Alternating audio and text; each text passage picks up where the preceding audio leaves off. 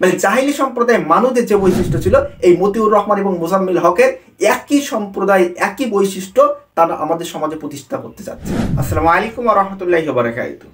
আকালু সামি'না ওয়া তা'না।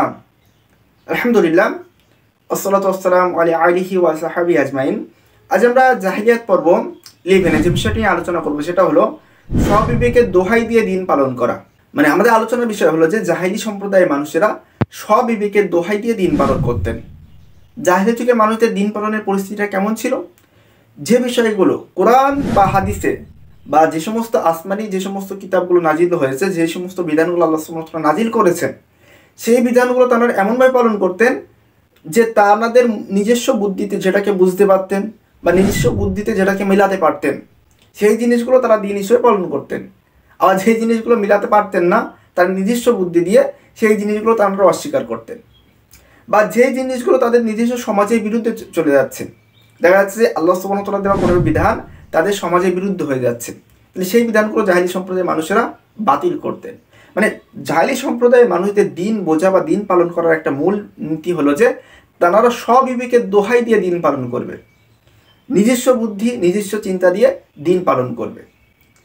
প্রথমত হলো এই যে জাহিলি সম্প্রদায়, এই মানুষদের মূলনীতি আল্লাহ সুবহানাহু ওয়া তাআলা পবিত্র কোরআনে উল্লেখ করেছে। আমরা যদি দেখি পবিত্র কোরআন সূরা হুদ 11 নম্বর সূরা 27 নম্বর আয়াত, এখানে একটা ঘটনা বর্ণনা করা আছে, নূহ আলাইহিস সালামের একটা কওমের ঘটনা। নূহ আলাইহিস সালাম তার কওমের কাছে দাওয়াত নিয়ে গিয়েছিলেন। আমরা জানি যে নূহ আলাইহিস সালাম তার কওমের কাছে প্রায় 900 বছর দাওয়াত দিয়েছিলেন এবং তার কওম ছিল কতটা? সব থেকে হলে 80 জন বা 40 জন, তাফসীরি কিতাবগুলো থেকে আমরা পাই 40 জন বা 80 জন এমনটা হবে।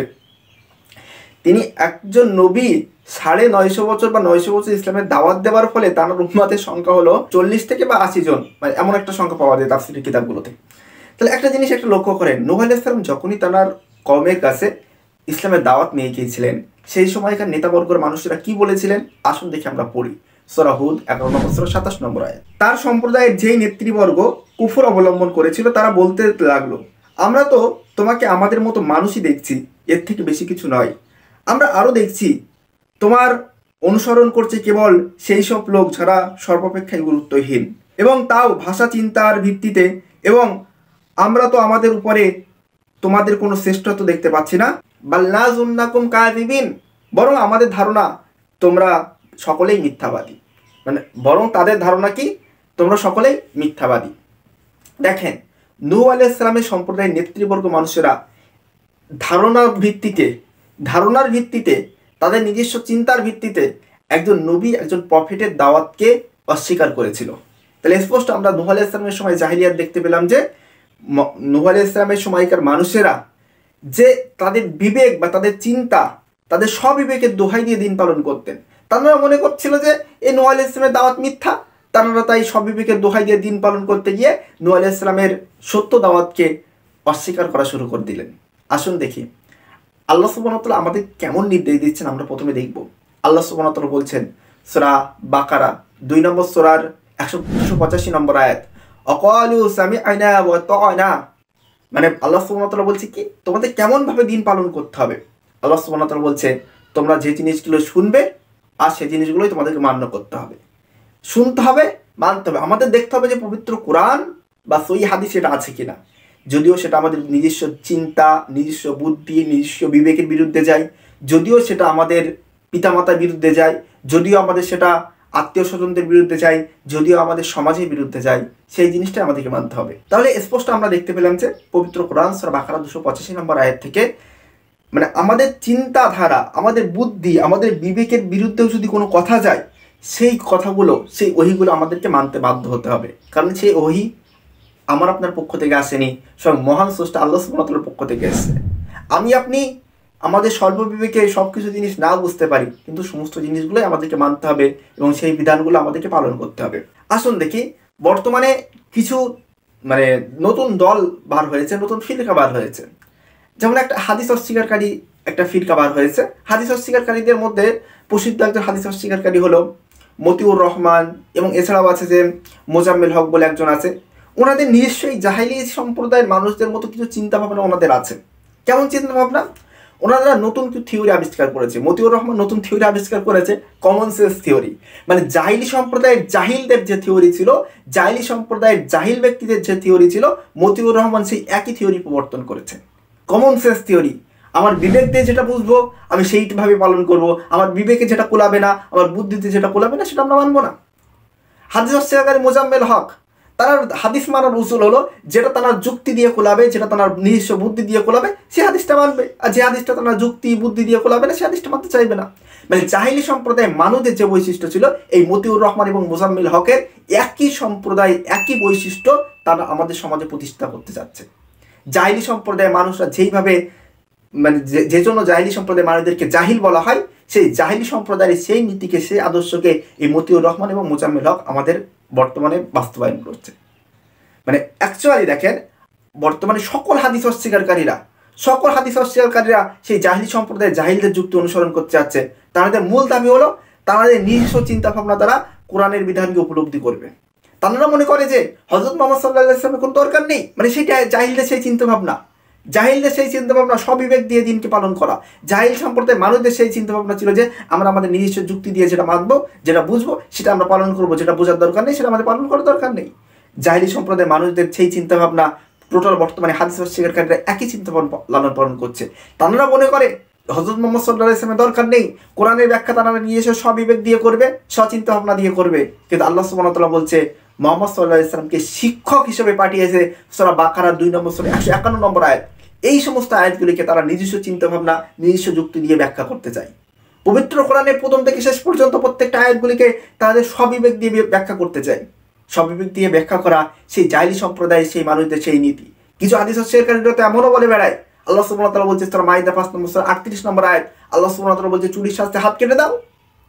তারা বলে যে না ভাই, এই হাতটা আমার হাত কাটার কথা বলেনি, আমি যে 2-3 জন লোকের মাধ্যমে চুরি করেছিলাম, সেই লোকেদের মাধ্যমে আমার সম্পর্কটা ছিন্ন করার কথা বলা হয়েছে।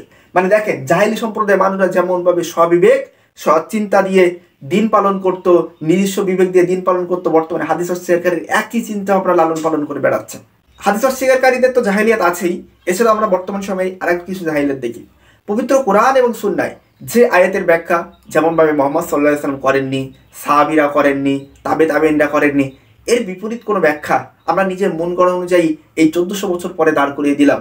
এটাও কিন্তু সবিবেক দিয়ে দিন পালন করা।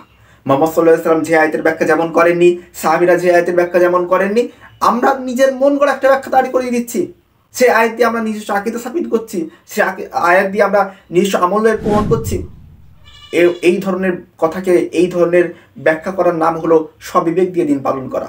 সবিবেক দিয়ে দিন পালন করতে হবে, এটা হলো জাহিলি সম্প্রদায়ের মানুষদের নিয়ম নীতি। মানে আমাদের পবিত্র কোরআন এবং সুন্নায় যে বিধানটা মুহাম্মদ সাল্লাল্লাহু আলাইহি ওয়াসাল্লাম যেমনভাবে পালন করেছে, সাহাবীরা যেমনভাবে পালন করেছে, তাবেঈনরা, ইসলামের প্রথম যুগের সালাফে সালেহিনরা যেভাবে পালন করেছে, সেইভাবে যদি আমরা পালন না করি, সেই বিধান থেকে আমরা সেই ব্যাখ্যা না নেই, আমরা সেই ব্যাখ্যা বাদ দিয়ে আমাদের যদি নিজস্ব মন করা ব্যাখ্যা তুলে ধরি, তাহলে সেই বর্তমান সময়ে এসেও আমরা সেই জাহিলি সম্প্রদায়ের মানুষদের মতো জাহিলিয়াত বাস্তবায়ন করব।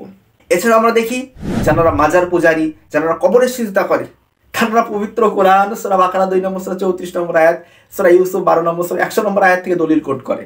পৃথিবীর মানে ইসলামের প্রথমে হযরত মুহাম্মদ সাল্লাল্লাহু আলাইহি ওয়াসাল্লাম কি এই আয়াত থেকে কবরে সিজদা করার দলিল গ্রহণ করেছেন? সাহাবীরা কি এই আয়াত থেকে কবরে সিজদা করার দলিল গ্রহণ করেছেন? তাবেঈনরা কি গ্রহণ করেছেন? করেননি। কবরে সিজদা করা মুহাম্মদ সাল্লাল্লাহু আলাইহি ওয়াসাল্লাম বলেছেন যে আল্লাহ সুবহানাহু ওয়া তাআলা ছাড়া অন্য কোনো ব্যক্তির কাছে সিজদা দেওয়াই জায়েজ না। সেই ব্যক্তিরা যারা মাজার পূজারী, কবরে গিয়ে সিজদা করে, তারা 1400 বছর পরে এসে সূরা বাকারার 2 নম্বর সূরা 34 নম্বর আয়াত নিজের মন গড়া ব্যাখ্যা করছে, সূরা ইউসুফ 12 নম্বর সূরা 100 নম্বর আয়াত দিয়ে নিজের মন গড়া ব্যাখ্যা করছে। এই যে নিজের মন গড়া ব্যাখ্যা করে ইসলাম পালন করার নাম হচ্ছে যে সবিবেক দিয়ে দিন পালন করা, সবিবেকের দোহাই দিয়ে দিন মানা, যেটা তৎকালীন সময়ে জাহিলদের স্বভাব ছিল। বর্তমানে এসেও যদি আমরা সবিবেক দিয়েই দিন পালন করতে চাই, সেই জাহিলদের বৈশিষ্ট্য আমরা বাস্তবায়ন করব। আসুন দেখি, তাহলে আপনাদের সামনে আমরা বিষয়গুলো তুলে ধরলাম। সবিবেক দিয়ে দিন পালন করা, এটা জাহিলি সম্প্রদায়ের মানুষদের বৈশিষ্ট্য। বর্তমানে সব থেকে বেশি বাস্তবায়ন করছে হাদিস অস্বীকারী প্রত্যেকটা দল, প্রত্যেকটা মানুষ, তারা সবিবেকের দোহাই দিয়ে দিন পালন করতে চাচ্ছে। কিন্তু সবিবেকের দিয়ে দোহাই দিয়ে নিজস্ব চিন্তা ভাবনা দিয়ে দিন পালন করা, এটা কখনোই মানে ইসলামের স্বর্ণযুগের মানুষদের স্বভাব নয়, এটা জাহিলি সম্প্রদায়ের জাহিলদের স্বভাব। এই জন্য স্ববিবেক দিয়ে দিন পালন করা এটা আমাদেরকে বাদ দিতে হবে। আমাদের দিন তেমনভাবে পালন করতে হবে যেমনভাবে হযরত মুহাম্মদ সাল্লাল্লাহু আলাইহি ওয়াসাল্লাম পালন করেছেন। আমাদের দিন তেমনভাবে পালন করতে হবে যেমনভাবে সাহাবী রাদিয়াল্লাহু তাআলা আনহুমরা পালন করেছেন। মুহাম্মদ সাল্লাল্লাহু আলাইহি ওয়াসাল্লামকে বাদ দিয়ে, সাহাবীদেরকে বাদ দিয়ে, নিজের মন করা, নিজের চিন্তাভাবনা দিয়ে যদি দিন পালন করতে চাই, তাহলে আমরা সেই স্ববিবেক, নিচের সেই জাহিলি সম্প্রদায়ের মানুষদের সেই বৈশিষ্ট্যটা আমরা সমাজে বাস্তবায়ন করব। পবিত্র কোরআন এবং সুন্নাহর আয়াত দিয়ে মুহাম্মদ সাল্লাল্লাহু আলাইহি ওয়াসাল্লাম যেমনভাবে ব্যাখ্যা করেছেন, সাহাবীরা যেমনভাবে ব্যাখ্যা করেছেন, আমাদের ঠিক তেমনভাবে মানতে হবে। কোন যে জায়গা থেকে তারা যে আমলের দলিল নিয়েছেন, আমাদেরকে সেই জায়গা থেকে সেই আমলের দলিল নিতে হবে। সেই জায়গা থেকে তারা যেই আকীদার দলিল নিয়েছেন, আমাদেরকে সেই জায়গা থেকে সেই আকীদার দলিল নিতে হবে। এছাড়া আমরা যদি নিজস্ব চিন্তাভাবনা দিয়ে কোরআন বুঝতে চাই, নিজস্ব চিন্তাভাবনা দিয়ে হাদিস ব্যাখ্যা করতে চাই, তাহলে আমরা কিন্তু জাহিলি সম্প্রদায়ের মানুষদের মতো সেই জাহিলিয়াতি বাস্তবায়ন করব। আমরা স্পষ্টভাবে উপস্থাপন করতে পেরেছি, স্ববিবেক বা নিজস্ব চিন্তাভাবনা বাদ দিতে হবে। স্ববিবেকের দোহাই দিয়ে দিন পালন করা এটা জাহিলি সম্প্রদায়ের মানুষদের নিয়ম নীতি। বর্তমান সময়ে এসেও যদি আমরা স্ববিবেক দিয়ে নিজস্ব চিন্তাভাবনা দিয়ে দিন পালন করতে চাই, তাহলে জাহিলি সম্প্রদায়ের মানুষদের মতো সেই জাহিলিয়াত বাস্তবায়ন করব। আসুন দেখি আমরা এই চিন্তাভাবনা বাদ দিয়ে আমরা পূর্ণাঙ্গ ইসলাম অনুসরণ করব। মুহাম্মদ সাল্লাল্লাহু আলাইহি ওয়াসাল্লাম যেমনভাবে আমাদেরকে শিক্ষা দিয়েছেন, সাহাবী রাদিয়াল্লাহু তাআলা আমাদেরকে যেমনভাবে শিক্ষা দিয়েছেন, তেমনভাবে ইসলাম ফলো করব আমরা। যে আজ এই পর্যন্তই, দেখা হয় পরের কোনো ভিডিওতে। আসসালামু আলাইকুম ওয়া রাহমাতুল্লাহি ওয়া বারাকাতুহু।